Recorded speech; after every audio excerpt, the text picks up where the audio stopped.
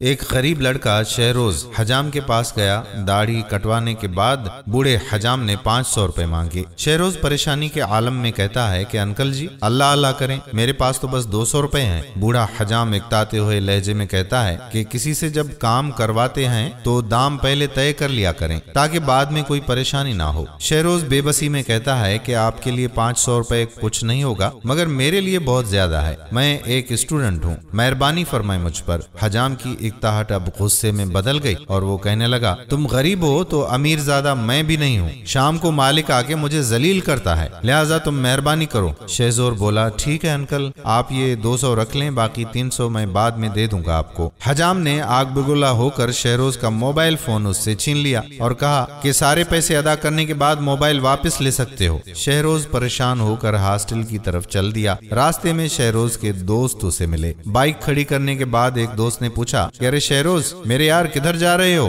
شہروز بولا کہ میں تو بس اپنے ہاسٹل جا رہا ہوں، تم بتاؤ کدھر کی تیاری ہے؟ دوست کہنے لگا، ہم تو ہوٹل جا رہے ہیں کھانا کھانے۔ دونوں دوستوں کے ساتھ شہروز بھی بائک پر سوار ہو کر ساتھ چلا گیا۔ ادھر شام ہوتے ہی حجام کا مالک حساب کتاب لینے دکان پر پہنچ گیا۔ مالک روبدار لہجے میں پوچھنے لگا، مشتاق پورے دن میں صرف 200 روپے کا کام کیا تم نے؟ دن بدن کام خسارے میں جا رہا ہے، کیا کرتا رہتا ہے تو؟ چہرے پر بے بسی کے آثار لے کر حجام نے جواب دیا، مالک جو بھی گاہک آتا ہے بہانہ بنا کر کم پیسے دے کر چلا جاتا ہے، اب آپ ہی بتائیے میں کیا کر سکتا ہوں؟ مالک نے غصے میں کہا، لگتا ہے تو بوڑھا ہو گیا ہے، کاریگر تبدیل کرنا پڑے گا مجھے۔ حجام بیچارہ اپنی مجبوریوں کا رونا رونے لگا، لیکن مالک نے اسے بڑی سنگ دلی سے دکان سے باہر نکال دیا۔ ادھر شہروز جو اپنے دوستوں کے ساتھ ہوٹل پہنچ چکا تھا، کھانا کھانے کی بجائے شہروز اداس بیٹھا ہوا تھا۔ جب اس کے ایک دوست نے پریشانی کا سبب دریافت کیا تو شہروز نے اپنے موبائل کا واقعہ سنایا۔ یہ سن کر اس کے دوست کو بہت برا لگا۔ خیر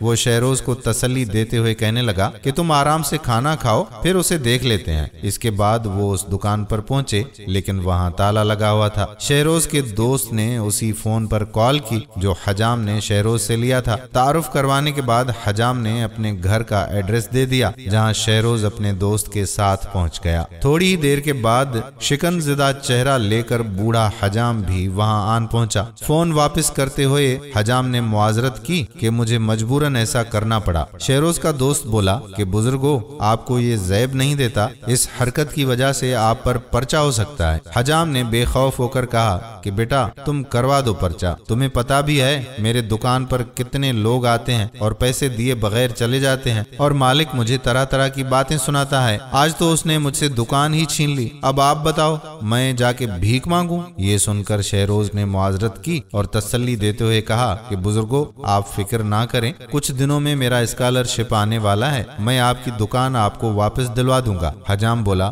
نہیں بیٹا میں اتنا بھی خود غرض نہیں ہوں کہ کسی غریب اسٹوڈنٹ کے اسکالرشپ سے اپنا کاروبار چمکاؤں، مجھے بس میرے 300 روپے دے دو۔ شہروز کا دوست حجام کو پیسے دیتے ہوئے کہنے لگا کہ بزرگو ہم آپ پر کوئی احسان نہیں کر رہے، آپ کے پاس جب پیسے آئیں تو واپس کر دینا۔ حجام نے اس شرط پر ان کی بات مان لی اور خدا حافظ بول کر وہاں سے چل دیا۔ کچھ ہفتوں کے بعد حجام نے اپنی ذاتی دکان کھول لی اور خدائے عظیم کا شکر ادا کرتے ہوئے ان لڑکوں کے حق میں خیر و برکت اور ترقی کی دعائیں کرنے لگا۔ دوستو ہمارا چھوٹا سا پیغام ایک بہت بڑی معاشرتی برائی کی عکاسی کرتا ہے۔ اسی بارے میں فرمان نبوی ہے کہ مزدور کا پسینہ خشک ہونے سے پہلے اس کی اجرت دو۔ لہٰذا ہمیں چاہیے کہ سر توڑ مہنگائی کے اس ظالم دور میں ہم اپنے ارد گرد بسنے والے مجبور لوگوں کا خیال رکھیں، اللہ کریم اس کے بدلے ہمیں اجر عظیم دے گا۔ امید کرتے ہیں کہ ہماری ویڈیو آپ کو ضرور پسند آئی ہوگی اور اپنے دوستوں کے ساتھ اسے شیئر بھی کریں گے۔ آنے والی ویڈیو تک اپنے میزبان